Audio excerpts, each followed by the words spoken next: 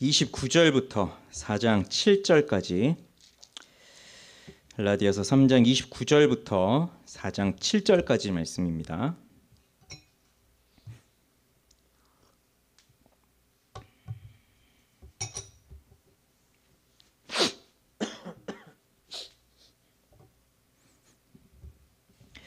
제가 3장 23절부터 28절을 읽겠습니다. 29절부터 4장 7절을 우리 다 함께 읽어보도록 할게요. 자, 23절부터 믿음이 오기 전에 우리는 율법 아래에 매인 바 되고 계시될 믿음의 때까지 갇혔느니라. 이같이 율법이 우리를 그리스도께로 인도하는 초등교사가 되어 우리로 하여금 믿음으로 말미암아 의롭다함을 얻게 하려 함이라. 믿음이 온 후로는 우리가 초등교사 아래에 있지 아니하도다. 너희가 다 믿음으로 말미암아 그리스도 예수 안에서 하나님의 아들이 되었으니 누구든지 그리스도와 합하기 위하여 세례를 받은 자는 그리스도로 옷 입었느니라. 너희는 유대인이나 헬라인이나 종이나 자유인이나 남자나 여자나 다 그리스도 예수 안에서 하나이니라. 29절부터 다 함께 7절까지 읽습니다. 너희가 그리스도의 것이면 곧 아브라함의 자손이요 약속대로 유업을 이을 자니라. 내가 또 말하노니 유업을 이을 자가 모든 것의 주인이나 어렸을 동안에는 종과 다름이 없어서 그 아버지가 정한 때까지 후견인과 청지기 아래에 있나니 이와 같이 우리도 어렸을 때에 이 세상의 초등학문 아래에 있어서 종 노릇하였더니 때가 참에 하나님이 그 아들을 보내사 여자에게서 나게 하시고 율법 아래에 나게 하신 것은 율법 아래에 있는 자들을 속량하시고 우리로 아들의 명분을 얻게 하려 하심이라. 너희가 아들이므로 하나님이 그 아들의 영을 우리 마음 가운데에 보내사 아빠 아버지라 부르게 하셨느니라. 그러므로 내가 이후로는 종이 아니요 아들이니 아들이면 하나님으로 말미암아 유업을 받을 자니라. 아멘. 기도하겠습니다. 하나님 아버지 감사합니다. 오늘 이 수요일 저녁에도 저희들을 이곳에 인도하여 주시고 또 하나님의 말씀을 들을 수 있도록 인도해 주시니 감사를 드립니다. 하나님, 우리는 하나님이 없이는 살아갈 수 없는 인생들입니다. 잠시도 세상의 유혹에서 떨어질 수 없고 세상의 욕망에서부터 자유로울 수 없는 그것이 우리의 본래 모습이거늘 오늘도 주께서 우리에게 베풀어 주신 은혜를 힘입어 하나님 앞에 나아가게 되었사오니 주님, 저희들의 죄를 용서하시고 또 우리를 의롭게 하시는 하나님 아버지의 큰 은혜를 바라볼 수 있는 그 새 마음을 허락하여 주시옵소서.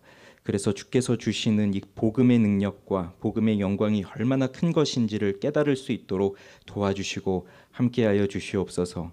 예수님의 이름으로 기도합니다. 아멘.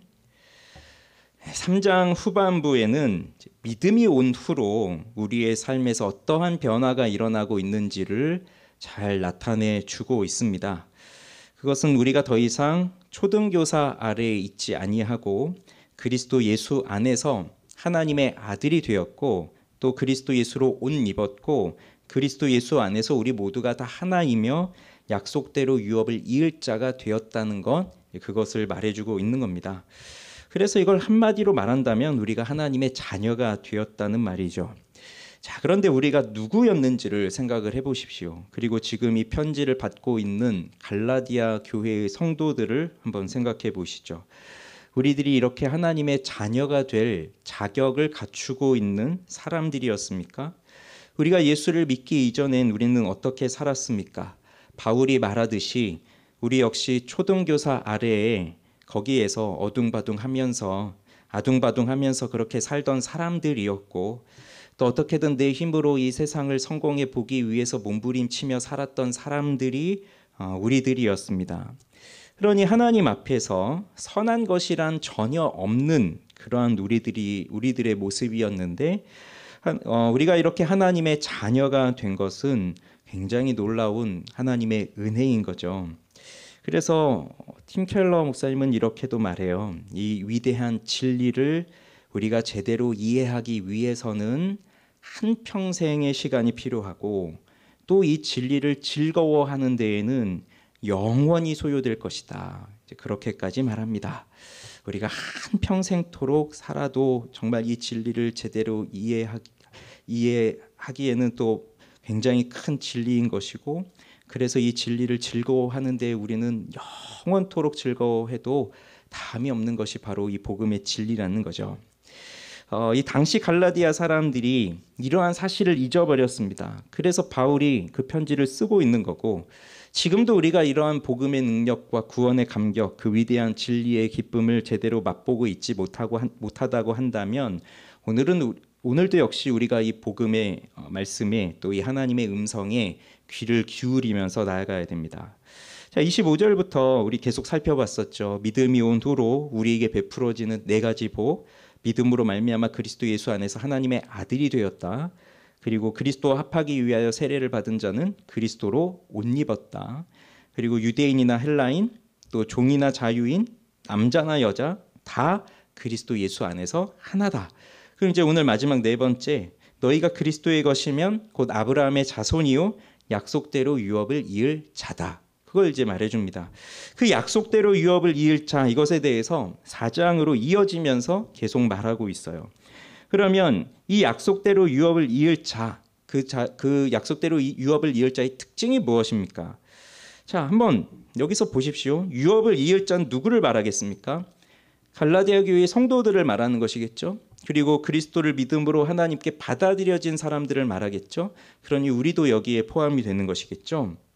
그런데 자, 1절에 보면 내가 또 말하노니 유업을 이을 자가 모든 것의 주인이나 어렸을 동안에는 종과 다름이 없어서 그 아버지가 정한 때까지 후견인과 청지기 아래에 있나니.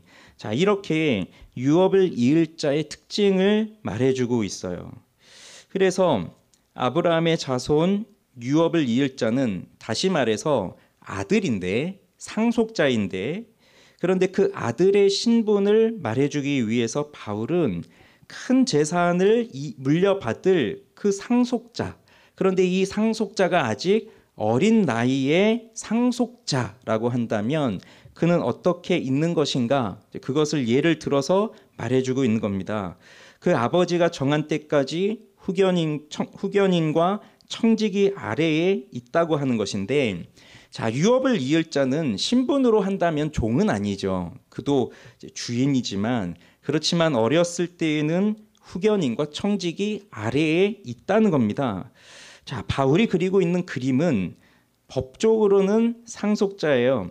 그리고 가족의 재산의 주인이지만 아직 어린 아이입니다. 미성년 아이입니다. 그래서 아직 미성년자이기 때문에 종과 매우 유사하게 그 규칙들 아래에서 살아가야 하는 그러한 사람이에요. 신분상으로는 부유하고 높은 가정에 속한 자유인이지만 그러나 아직까지는 그 법적 행사를 할 수 없는 그런 사람. 그래서 법적으로는 상속자이지만 그 가정의 재산을 다 물려받을 주인집 아들이라 하더라도 그 아버지가 정한 때까지 후견인과 청지기 아래에서 살아야 된다는 겁니다. 후견인은 가정이나 토지의 관리를 맡은 청지기를 뜻하거나 또는 어린아이를 법적으로 보호하는 사람을 뜻하고요. 청지기는 또 집 또는 집안 일의 관리자 또는 재산과 노예를 관리하는 사람입니다.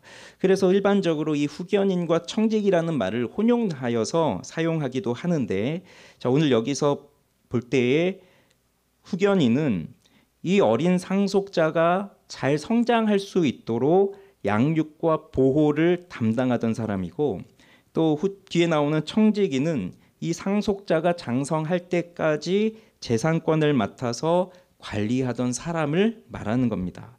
자, 이러한 용어를 바울이 여기서 쓰고 있는 것은 그 당시 로마 사회가 이러하였기 때문이에요. 상속자가 14세가 될 때까지는 아버지에 의해서 지명된 교사, 가정교사, 또 파이다고고스라고도 할 수 있겠죠. 앞에서 나왔던 그 초등교사, 그러한 그 교사의 감독 아래에 있거나, 또 그 이후로는 25세까지는 시에서 정한 집정관에 의해 임명된 관리인 아래에 있었던 것이, 이것이 로마 법이었던 겁니다. 로마법 아래에서 미성년자의 후견인 또는 유언에 의해 정해진 후견인, 그렇게 해서 정해지고 있는 거예요. 그러니 주인이지만 아직 나이가 되지 않으면 이렇게 후견인이 필요하고 청지기가 필요한 그 모습인데, 자, 이걸 우리에게 이제 딱 비유하고 있는 겁니다. 그래서 우리도 3절에 보면 이와 같이 우리도 어렸을 때에 이 세상의 초등학문 아래에 있어서 종노릇하였더니 이렇게 말하고 있어요. 자, 우리도 어렸을 때에 세상의 초등학문 아래에 있다고 하고 있습니다. 자, 이건 지금 이 편지를 받고 있는 갈라디아 교회 성도들이나 또 지금 우리들이 아직 나이가 어리니까, 그래서 아직 만 14세가 안 되었고 또는 25세가 안 되었으니까 우리는 또 이런 청직이나 후견인이 필요하다, 그런 거를 의미하는 것은 아닙니다. 자, 문맥적으로 보자면 이것은 바로 예수님께서 오셔서 우리가 그 예수님을 믿고 난 이후에 성숙하고 충만해질 때까지, 그렇게 우리가 성숙해질 때까지를 말하고 있는 거예요. 그래서 한 사람의 신자가 예수를 인격적으로 만나서 그렇게 성숙한 신자가 될 때까지 우리는 여전히 종노릇하는 상태에 있다, 이런 것을 말하고 있는 겁니다. 그래서 우리 신분에 관계없이 본질 자체가 종노릇하는 자리에 있다는 거예요. 이것이 세상에 예수 그리스도가 오시기 전까지의 상태이고, 또 예수를 만나기 이전에 모든 사람들이 이렇게 실제적으로 종노릇을 하면서 살아간다는 겁니다. 자유롭게 사는 것 같지만 그렇지 않고 욕망과 욕심의 종이 되어서, 죽음과 이 세상의 종이 되어서, 죄와 또 자기 자신의 종이 되어서 살아가는 사람들의 모습이에요.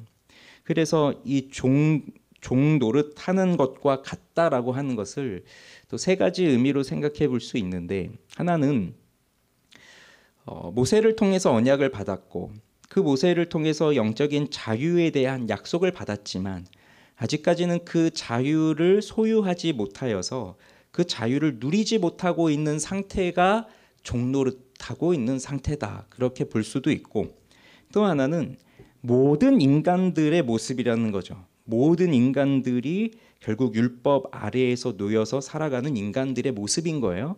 그런 유대인들은 돌판에 새겨진 율법을 받아서 그 율법대로 행하면서 살아가야 되지만 결국은 그 율법을 지키지 못하여 거기서 종노릇하며 살아가는 사람들의 모습이고, 율법을 받지 못했던 이방인들에게는 양심 속에 하나님께서 양심의 법을 새겨주셔서 그 양심에 매여 있으면서 양심의 가책을 받으면서 그렇게 살아가고 있는, 그래서 자유롭지 못한 그러한 인간의 모습을 또 나타내 주는 것이고, 또 하나는 그리스도인들이 이 구원의 자유와 기쁨을 받았음에도 불구하고 실제로 누리지 못할 수도 있다는 겁니다. 그래서 예수를 믿었지만 실제로 살아가는 삶에서 여전히 나는 나의 실적, 나의 공로, 나의 행위, 이것을 통해서 구원을 받아야 된다라고 하는 그러한 생각으로 살아가고 있는 사람들, 마치 이런 사람들이 어떤 사람들 같냐면 선물을 받았는데 그 선물을 다시 돌려주고 내가 열심히 해볼 테니 내가 합격하면 선물을 다시 주십시오라고 하는 그런 모습처럼 살아가는 것, 그렇게 살아가는 사람들의 모습이 바로 종노릇하고 있는 사람들의 모습이에요. 그런데 이런 사람들을 뭐라고 하고 있냐면 이 세상의 초등학문 아래에 있어서 종노릇하고 있었다고 말하고 있습니다.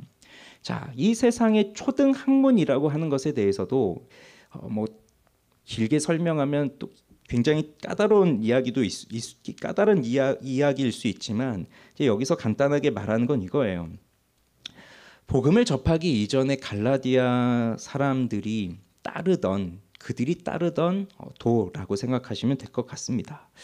여기 갈라디아 교회에는 유대인들도 있습니다. 그러니까 유대인 출신의 그리스도인들도 있고 그리고 이방인 출신의 그리스도인들이 있어요. 그러면 유대인들에게는 여전히 이들이 할례를 비롯하여서 그 율법을 지켜야만 한다라고 하는 것, 그것이 이들에게는 초등학문이 되는 것이고, 또 유대인들이 아닌 그 이방인들, 헬라 사람들에게는 자신들이 원래 따르던 그 이방의 종교들이 있었고 또 그리스의 철학이 있었고 이런 것들이 있었죠. 그래서 바울은 이 둘을 다 함께 묶어서 이것들이 바로 초등학문이라고 하는 겁니다. 유대인들은 율법의 행위를 지켜야 되는 그 의식법 아래 놓여서 사는 것, 또 이 헬라인들은 그들이 따르고 있었던 이방의 종교나 철학적인 것들에 따라서 살아가는 것, 그것을 다 초등학문 아래에 있었다고 하는 것인데 그 둘 다 공통점이 있다면 은혜가 아닌 자신의 행위로 더 나은 삶을 추구하며 살았기 때문인 거예요. 그래서 그렇게 세상의 초등 학문 아래에 있어서 종노릇하면서 살아가던 사람들이 바로 너희들이었고 또 우리들이었다라고 하는 겁니다. 자, 그런데 이 약속의 유업을 이을 자를 위해서 이제 하나님이 하신 일을 이제 4절부터 보겠습니다. 자, 4절에 보면 때가 참에라고 시작을 하고 있어요. 그러나라는 말이 원래 있습니다. 그러나 때가 참에, 자, 하나님이 그 아들을 보내서 여자에게서 나게 하시고 율법 아래에 나게 하신 것은 이라고 하고 있는데, 자, 때가 찼다고 하고 있습니다. 예수님도 이 세상에 오셔서 처음으로 하셨던 그 설교가 때가 찼고 하나님의 나라가 가까이 왔으니 회개하고 복음을 믿으라, 이렇게 말씀을 전하셨는데, 그러면 이 때가 찼다는 것은 무엇을 의미하는 것일까요?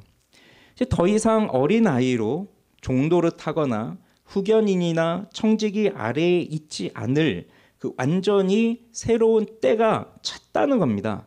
그래서 앞에 얘기했던 그 부잣집 주인의 그 아직 어린 나이가 되지 않은 그 아이가, 14세 미만의 아이가 이제 14세가 되어서 그 후견인으로부터 벗어날 수 있는 그때, 또 25세가 되어서 시에서 정한 그 권리를 이제 그 관리자에서부터 자유로울 수 있는 때, 그러면 그 때가 된 것이죠. 자, 그것처럼 이제 우리들에게 바로 때가 됐다는 거예요. 더 이상 종노릇하지 않도록 후견인이나 청지기 아래에 있지 않을 완전히 새로운 때가 찼다는 겁니다. 그러면 하나님께서 이 세상에서 그 일을 행하신 때가 찬 모습이 무엇일까요? 유대인들의 입장에서 보면요, 자, 그들은 율법을 지키면서 살아가려고 했지만 계속해서 율법을 지키지 못했습니다. 율법을 지킴으로써 의롭다라고 하는 것을 받으려고 했지만 실패했어요. 그러면서 결국 그들은 나라를 잃어버렸습니다. 그리고 헬라인들의 모습에서 본다면 그들이 가지고 있는 그 철학적인 사상들이 굉장히 탁월한 것 같지만 결국 사람의 문제, 근본적인 문제를 해결하지 못했어요. 자, 그러던 시대 속에서 결국은 뭐 로마의 법이든 로마의 제도이든 로마의 윤리든 아니면 이쪽 동양으로 와서 동양의 윤리나 동양의 도덕이든 그 모든 것이 다 실패하고 있는 그러한 상황이었는데, 바로 그때가 하나님의 때가 무르익어가고 있는 때였던 겁니다. 그리고 복음이 전해지기에 너무 좋은 때가 되었다는 것은 또 뭐냐면, 로마가 세상을 정복하여서 로마는 모든 도로를 로마를 중심으로 해서 연결을 시켰고, 또 로마가 통치하던 그 시대에는 언어를 헬라어 하나로 통일시키면서 그렇게 하나의 언어를 쓰고, 그러면서 치안 유지라든지 뭐 이런 것들을 잘 지키면서 여행도 자유로워질 수 있게 되고 하면서, 바로 그러한 때, 그때 하나님의 때가 완전히 무르익게 되면서 그때 하나님께서 일을 하시는데, 이것이 곧 새로운 시대, 더 이상 종노릇하지 않아도 되는 시대가 된 것이에요. 자, 이것을 이때 두 가지 일을 하시는데, 하나가 4절에 보면 하나님이 그 아들을 보내셨다 하는 것이 나오고, 또 하나는 6절에 보면 하나님이 그 아들의 영을 보내셨다, 이렇게 나오고 있어요. 그래서 때가 참에 하나님이 그 아들을 보내시고 또 그 아들의 영을 보내시는데, 자, 그 아들을 보내신 걸 보십시오. 때가 참에 다른 일을 보내신 것이 아닙니다. 다른 사람을 보낸 것도 아닙니다. 바로 하나님의 아들이 오신 겁니다. 하나님이 때가 찼으니 이제 자, 내 일을 이룰 사람을 보내자 해서 뭐 하나님이 누군가를 보낼까 하고 뭐 오디션을 치러서 그래 너가 가장 적합하겠구나, 그래서 뭐 천사들 중에 하나를 보내거나 뭐 사람들 중에 누구 하나를 보내는 것이 아니라 하나님의 아들을 보내시는 거예요. 하나님께서 하나님의 아들을 보내시는 이유는 뭐냐면, 하나님이 세상을 이처럼 사랑하셨기 때문입니다. 하나님께서 우리를 사랑하시기 때문에 그 아들을 보내셨는데, 자, 그 아들이 하신 일이 이어져 나오고 있어요. 첫째, 여자에게서 나게 하셨다라는 겁니다. 이것은 곧 사람으로 오셨다는 거거든요. 우리와 똑같은 사람으로 오셨어요. 그런데 영광을 입고 오신 것이 아니라 아기로 오셨습니다. 그것도 마구간에 나셨어요. 우리와 똑같은 인간이지만 죄는 없으신 그러한 인간으로 오셨어요. 그리고 또 나오는 것은 뭐냐면 율법 아래에 나게 하셨다. 그렇게 되어 있습니다.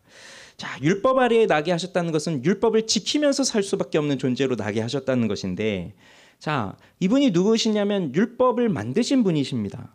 그러니 율법을 만드신 분이 자신이 만든 그 율법 아래에 나셔서 율법을 지켜야만 하는 그러한 상황에 빠지셨어요. 율법은 우리에게 무언가를 요구하죠. 그 요구는 결국 우리를 얽어매고 있습니다. 그래서 그 요구를 따르지 않으면 정죄를 받고 그에 대한 대가로 처벌을 받아야 되죠. 그래서 율법은 우리를 저주하고 그 형벌 아래에 가두어 두는 것입니다. 그래서 모든 사람은 다 율법의 저주 아래에 놓여 있는데 예수님도 이 율법 아래에 나셨다고 하는 거예요. 그러면서 예수님께서 율법이 요구하는 것을 다 지키시고 또 율법을 완전하게 다 이루시고 마지막으로 십자가 위에서 그 율법을 어긴 정죄와 형벌과 저주를 다 받으시고 돌아가시는데 왜 여자에게서 나시고 율법 아래에 나게 하셨느냐? 자, 5절을 보면 율법 아래에 있는 자들을 속량하시고 우리로 아들의 명분을 얻게 하려 하심이다 라고 나오고 있습니다. 율법 아래에 있는 자들을 속량하신다는 것이 무엇입니까? 자, 이것을 또 우리가 이해하기 위해서는 고대 사회의 그 로마 시대의 노예 시장과 또 부유한 집의 모습을 이해하면 됩니다. 속량이라고 하는 말 자체가 그것은 값을 지불한다는 그런 의미가 있습니다. 그래서 노예 시장의 예를 들어본다면 노예들에게 자유를 주기 위해서는 칼을 들고 가서 노예 상인을 죽이면서 그 노예들을 해방시키는 것이 아니라 값을 지불하고 그 노예를 사서 그 노예에게 자유를 선포하면 그는 자유를 얻는 것이죠. 그게 속량이에요. 그러니 율법 아래에 있는 자들을 속량하신다는 것은 율법 아래에 매여서 살아가고 있는 우리 죄인들을 예수님께서 우리를 대신하여 그 율법 아래에 매여 있는 그 죄인들을 대신하여 십자가에서 죽으심으로써 그러면서 그 자신의 피값으로 그들을 사시고 그리고 죄의 노예로 있는 우리들을 풀어주시는 거예요. 그게 이제 속량입니다. 그렇게 속량을 하시고 그 다음에 아들의 명분을 얻게 하셨다는 것인데 그건 아들의 명분을 주시기 위해서라는 거예요. 부유한 집에 아들이 없다면 그러면 그 집안의 대가 끊기게 되죠. 그래서 그 로마 사회에서는 아들이 없으면 노예 중에서라도 양자를 택합니다. 그래서 노예 시장에 가서 자신의 대를 이을 만한 노예를 택하는 거예요. 그러면 이 사람이 진짜 일을 하는 곳으로 끌려가면 평생 비참하게 일하면서 그렇게 살다가 죽을 수도 있지만 정말 자신의 대를 이을 아들을 택한다는 목적으로 그 노예를 사게 되어서 그 노예에게 자신의 권한을 준다면 그는 그 인생 자체가 완전히 변화되는 그런 것이 나타나는 거죠. 그래서 그렇게 노예 중에서 하나를 택해서 양자로 삼아요. 그러면 우리는 이 양자라고 하는 그 의미가 굉장히 뭔가 좀 부정적인 의미를 우리 느낌상으로는 좀 가지고 있어요. 그래서 양자가 되면 그의 아버지는 계부고 그의 어머니는 계모인 것 같잖아요. 그러면 계부와 계모를 통해서 뭔가 해를 입고 또 차별을 당하고 그럴 것 같다는 생각을 하지만 이 당시 사회는 그런 것이 아니에요. 양자라는 것은 뭔가 차별을 받는 것이 아니라 아들로서 똑같은 권리를 받는 겁니다. 그러니 아들로서의 명분을 얻는다는 것은 그냥 말로만 너는 내 아들이다. 말로는 너는 내 아들이지만 너가 아들로서 받을 권한은 없다. 그런 말을 뜻하는 것이 아니라 아들의 명분을 받았다는 것은 그 아들로서 그가 누릴 수 있는 모든 권한을 다 가지게 되었다는 것이에요. 자, 그럼 이걸 우리에게 적용을 시켜볼까요? 자, 우리는 율법 아래에 있는 사람들이었습니다. 그래서 하나님이 우리에게 요구하신 그 하나님의 법들을 지키면서 살아가야 했지만 우리는 그 무엇도 제대로 지킬 수가 없는 사람들이었어요. 그러나 예수님이 이 땅 가운데 우리를 위해서 여자에게서 나시고 그리고 율법 아래에 나셔서 우리가 지켜야 할 그 모든 율법을 예수님께서 다 지키시고 그리고 십자가에 달리실 때 내가 지은 죄를 예수님에게로 옮겨져서 내가 지은 죄를 다 가지시고 나를 대신하여 십자가에서 죽으셨어요. 그리고 예수님은 부활하십니다. 그렇게 하면서 나의 죄를 가져가셨던 예수님은 이제 완전한 의를 이루시게 되고 그 예수님께서 이루신 그 의가 믿는 우리에게 전가가 되는 거예요. 그러면 보세요. 하나님께서 우리의 죄를 예수님께서 우리의 죄를 대신하여 십자가에서 죽으시고 부활하셨는데 그러면 우리가 그 예수를 믿을 때 우리는 죄가 용서함을 받았다는 것을 우리는 믿죠. 그래서 우리가 죄 용서함을 받았다는 것을 믿으면서 살아가는데 그런데 여기에서 아들의 명분을 얻게 하셨다는 것은 이제 예수님께서 그 이루신 그 의가 우리에게도 확실히 전가가 되어져서 그래서 이제는 예수님께서 받으실 모든 것들을 우리도 받는다는 의미가 되는 거예요. 좀 더 쉽게 설명을 드려보면 이런 겁니다. 만약에 우리가 예수님이 십자가에서 죽으시고 부활하심으로써 그 예수님을 믿을 때 우리 죄가 용서함 받았습니다. 즉 우리 죄 사함의 문제를 믿습니다. 그래서 우리 죄가 용서함 받았다는 그것만 생각하고 예수님의 의가 우리에게 전가되었습니다라고 하는 것까지는 생각하지 못하고 있다면 그럼 우리가 죄를 용서함 받았으니 그 다음 우리에게 주어지는 것은 뭘까요? 일반적으로 생각할 때 자, 내 죄가 이렇게 용서함 받았구나. 내가 이렇게 새로운 사람이 되었구나. 그러니 이제부터 나는 새로운 사람으로서 새로운 삶을 살아야겠구나. 그래서 내가 더 열심히 살고 내가 더 하나님의 의를 이루고 내가 이제 못 지켰던 율법을 잘 지키면서 살아가야 이렇게 내가 용서함 받은 죄가 더 이상 이제 죄를 짓지 않고 그렇게 살아갈 수 있겠구나. 그런 생각으로 살아가게 될 거예요. 이렇게 살아가는 사람들은 어떻게든 자신의 선행을 이루어서 이제 자신의 공로를 계속 이어가야 되는 것이고 이것을 잘 할 때에는 하나님의 자녀가 되었다라고 하는 생각을 하면서 살아가지만 그런데 살아가면서 이것에서 실패하게 되고 제대로 하지 못하면 그러면 나는 하나님에게서 버림을 받을 수도 있겠구나 이런 생각을 하면서 살아가는 겁니다.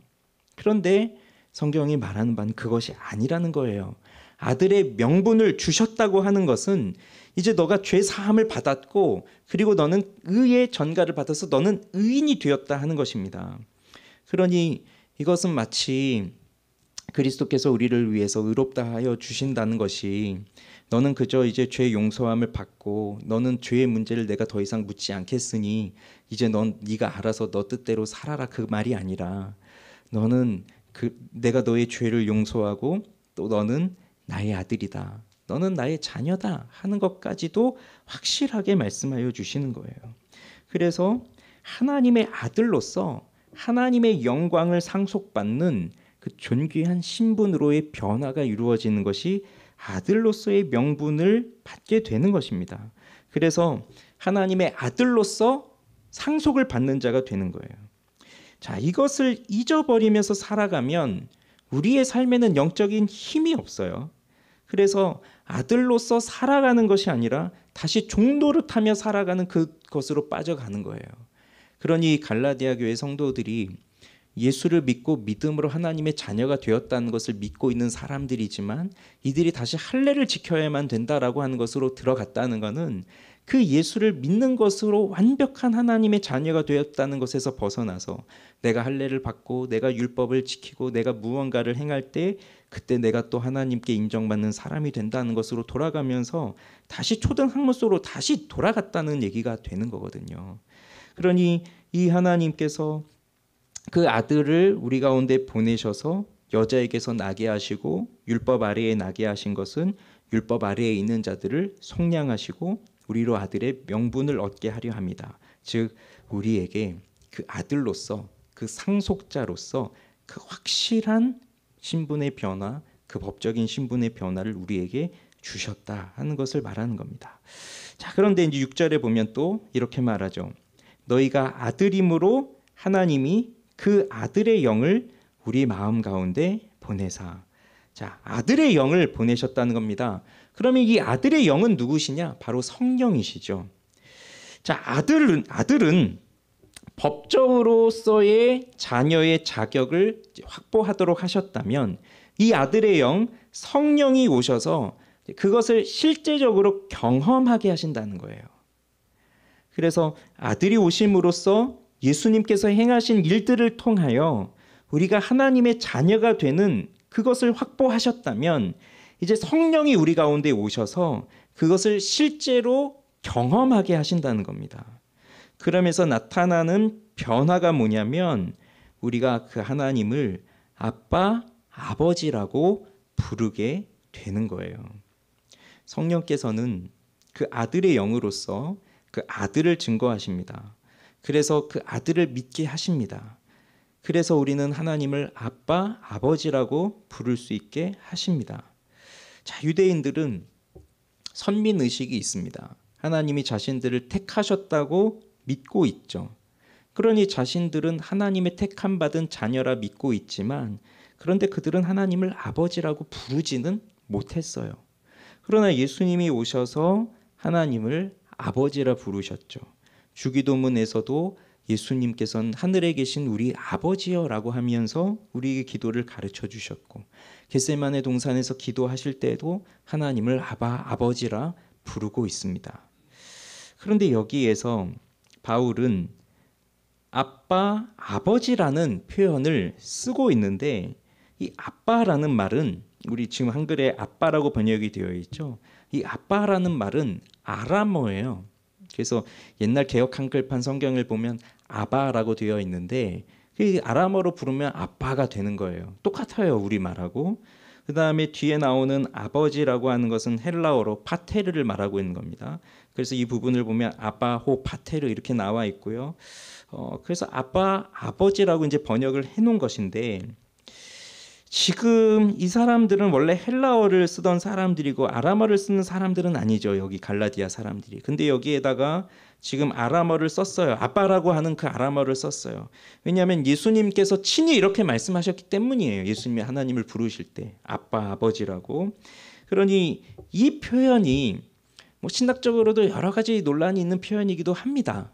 이게 그냥 정말 하나님을 우리가 아버지라고 부르는 것보다 아빠라고 부를 때에는 더 친밀한 표현을 가지고 있고 더 자연스럽게 부르는 것처럼 그렇게 하나님을 아빠라고 그렇게 편안하게 부르기 위해서 부른 것이냐, 뭐 그런 것이냐 아니냐, 뭐 이런 걸 놓고 또 여러 가지 논의들도 있고 신학적인 전제들도 있긴 하지만 그런데 여기서 우리는 분명한 건 뭐냐면 그 아람어에서 아빠라고 말하고 있는 것 자체가 굉장히 친숙한 가정 안에서의 부르는 그러한 표현이라고 하는 거예요. 그래서 예수님께서 그 전능하신 여호와 하나님을 나의 아빠, 아버지라고 부르셨다는 것은 하나님과 굉장히 친숙한 관계에 있다는 거거든요. 그리고 이것이 예수를 믿는 우리에게도 그것이 전해져서 우리도 하나님을 아빠, 아버지라고 부를 수 있게 되었다는 겁니다.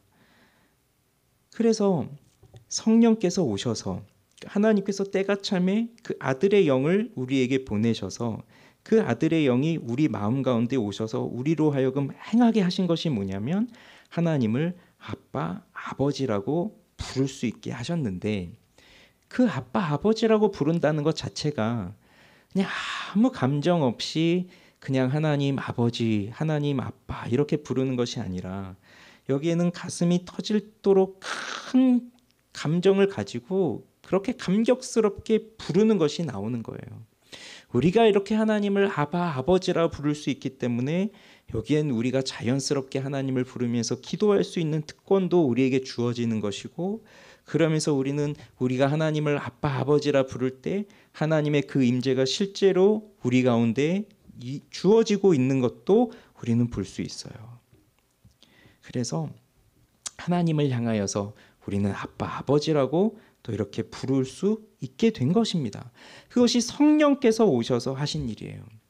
만약에 성령이 우리 가운데 거하지 않으신다면 자, 그 아들이 오셔서 하신 그 일들이 명확하게 있고 그것을 우리가 머리로 이해한다 할지라도 우리는 깊이 우리 마음속에서 정말 하나님이 나의 아버지가 되신다는 것을 적용하면서 경험하면서 살아가지는 못할 거예요. 성령께서 그렇게 오심으로써 우리가 하나님을 아버지라 부를 수 있게 하셨습니다.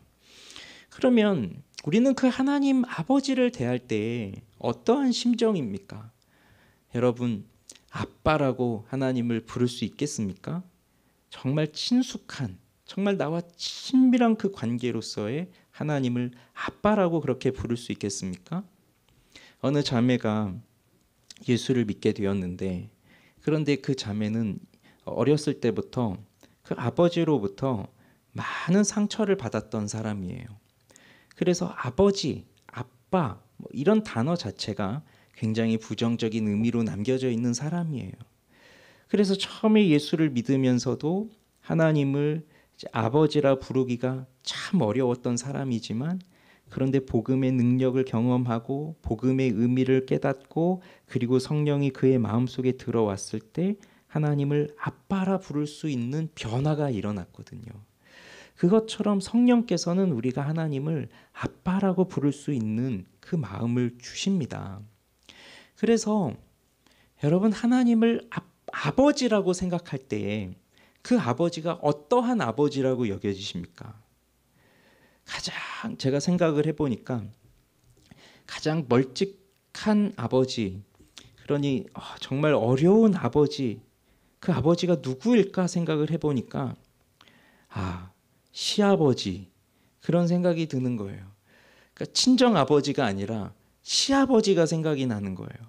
그러면 관계는 관계이지만 뭔가 이렇게 자연스럽지 못하고 부담스러울 수도 있고 가까울 수 없는 그런 관계라고 또 여겨지잖아요. 하나님이 우리의 시아버지가 되시겠습니까?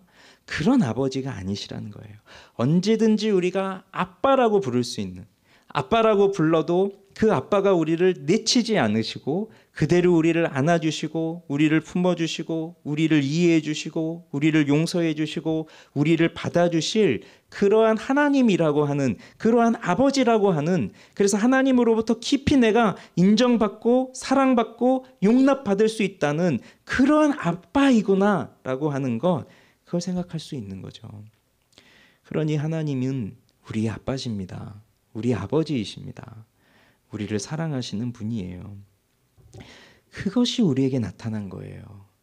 그래서 믿음이 온 후로는 이렇게 약속대로 유업을 이을 자가 되었는데, 그러니 아들로서의 법적인 권한을 갖게 되었고 또 그 아들이 받을 그 재산에 대한 것들도 다 받을 수 있는 그 사람이 되었어요. 그런데 그것보다 더 중요한 것이 무엇입니까?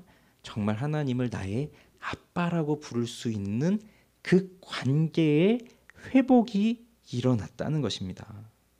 그래서 7절에 보면 그러므로 내가 이후로는 종이 아니요 아들이니 아들이면 하나님으로 말미암아 유업을 받을 자니라, 이렇게 우리의 변화되는 모습을 말해주고 있어요.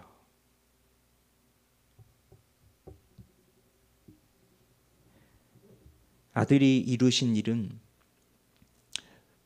우리가 행한 일이 아니라 그리스도께서 우리 밖에서 행하신 일입니다. 그것을 들었을 때에 우리에게는 커다란 감정이 일어나지 않을 수도 있어요. 그래서 어릴 때부터 교회를 다닌 사람들이 예수님이 우리의 죄를 위해 죽으셨습니다 라고 말할 때에도 그것이 크게 나를 위해서 그렇게 하셨구나, 나를 위해서 큰 희생을 하셨구나, 그런 생각을 깊이 하지 않으면서 그냥 너무나 당연한 것처럼 그런 지식으로 받아들일 수도 있어요. 그러나 아들의 영, 그 성령께서 우리 마음속에 오시면 그러면 우리 안에서는 반드시 변화가 일어납니다. 그러면서 그 예수님이 우리의 죄를 위해 죽으셨다고 하는 그 사실이 단순히 지적인 동의로만 머무는 것이 아니라 그 하나님께서 세상을 이처럼 사랑하사 독생자를 보내셨으니 라고 하는 그 하나님의 마음을 깨닫게 되어지고, 그러면서 우리가 아직 죄인 되었을 때에 그리스도 예수께서 우리를 위하여 십자가에 달려 죽으심으로 우리에게 나타내 보여주시는 하나님의 그 사랑이 무엇인지를 우리로 하여금 깨닫게 하시니 그 성령이 우리 안에 오셔서 우리를 그렇게 성령으로 말씀으로 감화시켜 주시는 거예요. 그러니 아들을 보내신 것과 아들의 영을 보내신 것을 우리는 분리시켜서 다른 것이다 그렇게 생각할 수는 없고, 아들을 보내시고 아들의 영을 보내셔서 우리로 하나님의 아들이 되게 하시고 또 그 하나님의 아들 된 것을 또 우리가 경험할 수 있도록 하신다는 것을 우리는 같이 알아야 돼요. 그러니 우리가 이제 마지막으로 적용을 해보면, 그러면 우리는 이렇게 이 말씀을 들으면서 우리는 성령으로 충만하고 싶어집니다. 우리 안에 그 하나님의 아들의 영이 우리 속에 가득하여서 그 아들께서 이루신 그 일을 분명하게 믿고 그 속에서 분명한 경험을 하고 그 안에서 내가 정말 자유로이 하나님을 나의 아빠, 나의 아버지라 부르면서 그렇게 살고 싶은 마음이 생겨져요. 그러면 우리는 어떻게 해야 할까요? 우리가 성령의 충만함을 경험하려면 그 아들께서 우리를 위하여 이루신 그 사랑을 우리는 묵상해야 됩니다. 그리고 그 아들께서 우리에게 주신 그 선물을 우리가 누리면서 살아가려면 또 성령의 인도하심을 의지하면서 살아가야 됩니다. 우리가 아들이기 때문에 하나님과 그 친밀한 관계에 있고 또 하나님께서 우리에게 주시는 모든 것을 누리며 살아갈 수 있는 그 권한을 우리 가운데 주셨어요. 그러면서 하나님께서는 우리를 어떻게 대하시냐면 마치 예수님께서 다 이루신 것을 우리가 한 것처럼 그렇게 우리를 대해 주십니다.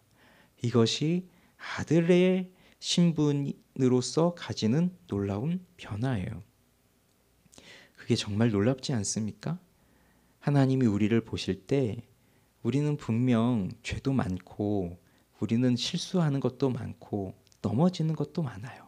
그런데 하나님이 우리를 보실 때 마치 그 예수님께서 하신 일을, 그 예수님께서 하셨던 것을, 그것을 우리 것으로 보시면서 그렇게 우리를 대해 주신다는 거예요. 그러니 너무 놀랍습니다. 어떻게 우리가 그렇게 하나님께 인정을 받을 수 있겠습니까? 우리가 행하였던 모든 것들이, 오늘 하루를 살면서도 우리가 행하였던 것들이, 또 우리가 생각했던 것들이 하나님께 인정받을 만한 것들은 사실 없어요. 그럼에도 하나님은 우리를 보시면서 마치 그 예수님께서 행하신 것처럼 우리를 그렇게 보고 계셔요. 왜냐? 우리가 그렇게 한 게 아닙니다. 예수님의 의가 우리에게 전해졌기 때문이에요.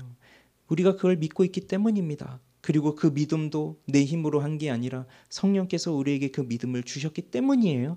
오로지 하나님의 은혜로 그렇게 되어진 것이에요. 그러니 우리에게 이러한 변화를 주신 그 하나님의 아들이 행하신 일을 우리는 끊임없이 묵상하고 공부하고 생각하면서 살아가야 되고, 또 그러면서 우리는 우리를 그렇게 인도하신 하나님을 아바, 아버지라고, 아빠, 아버지라고 그렇게 부르면서 살아가야 됩니다. 우린 하나님을 아빠라고 부른 적이 언제였습니까? 하나님을 정말 마음을 다해서 나의 아빠, 나의 아버지라고 부른 적이 언제였습니까? 우리는 수시로 하나님을 아빠라 불러야 하고 아버지라 불러야 해요. 그러면서 하나님께서 나에게 얼마나 큰 사랑을 베푸시는지를 우리는 끊임없이 생각을 해야 하는 겁니다. 그것이 우리가 그 아들이신 예수 그리스도, 그 아들의 영이신 성령으로 충만한 삶을 살아가면서 바로 내가 믿음이 온 후로 이러한 놀라운 복을 누리면서 살아가게 되는 우리가 걸어가야 할 그 길인 거예요. 비록 우린 부족하지만, 비록 우리는 죄가 많지만 내 모든 죄를 십자가에서 다 지시고 죽으신 그리스도 예수, 그리고 부활하심으로써 하나님의 의를 인정받고 그 예수님이 이루신 그 의가 우리에게 전가되어져서 이제 하나님이 우리를 의롭다라고 보아주고 계시는 그 놀라운 은혜를 힘입어서 오늘도 우리는 하나님을 나의 아빠, 나의 아버지라 그렇게 부르게 되는 그 하나님의 아들로서의 특권, 그 약속대로 유업을 이을 자로서의 그 특권, 그것을 누리면서 살아가는 우리가 되어지기를 바랍니다. 그렇게 주님께서 우리에게 은혜를 주시도록 우리 날마다 하나님의 은혜를 구합시다. 아들 예수 그리스도께서 어떻게 행하셨는지를 묵상하며 살아갑시다. 그리고 성령을 의지하면서 살아가는 우리가 되어지기를 바랍니다. 우리 함께 기도하겠습니다.